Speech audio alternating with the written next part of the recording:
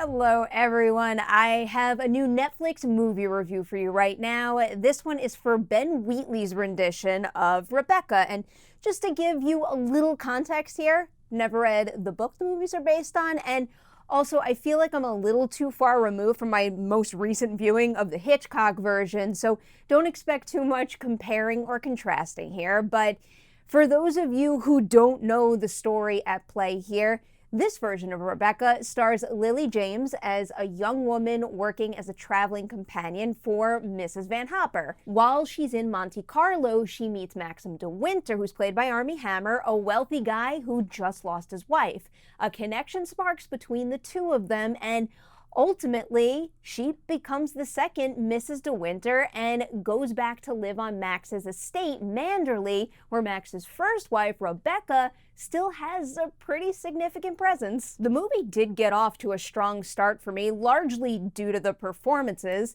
I'm a really big fan of Lily James in general, and here she pretty much immediately made me want more for her character. So if she wants to be with Max, there was enough chemistry there to have me really rooting for that to happen. Also, I have to give a big shout out to Ann Dowd, who is mighty powerful as Mrs. Van Hopper. She's only in the first act of the film, but still her energy and commanding screen presence in that role wound up sticking with me more than most of what follows in the film, and I guess that right there kind of reveals how I felt about the rest of it. Just like what happens to James's character in the movie, I was pretty swept away by the budding romance in the first act. That then paved the way pretty nicely to Manderley and this early curiosity of what's really going on with Rebecca's hold over the estate, but that mystery soon becomes pretty tiresome. It's one of those mysteries where I do think all of the pieces, the broad strokes are there, but I did find myself often growing fairly frustrated with the characters' refusal to just say what they mean.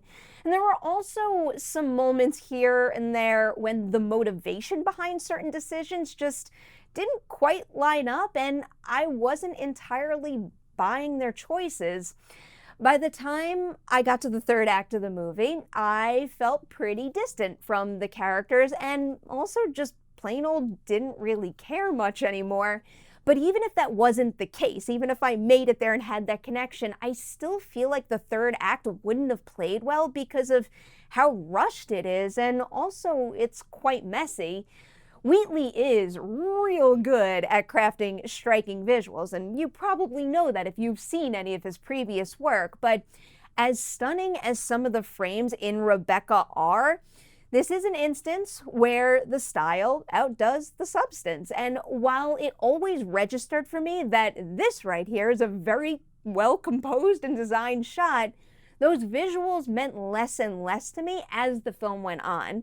I'm going to give Rebecca 2 Deweys out of 5 on the Dewey Decimal movie scale. While I did feel the presence of certain themes and ideas, I don't think the execution here really explored them or expounded on them to the fullest, and simply put, I just found Rebecca plain old boring.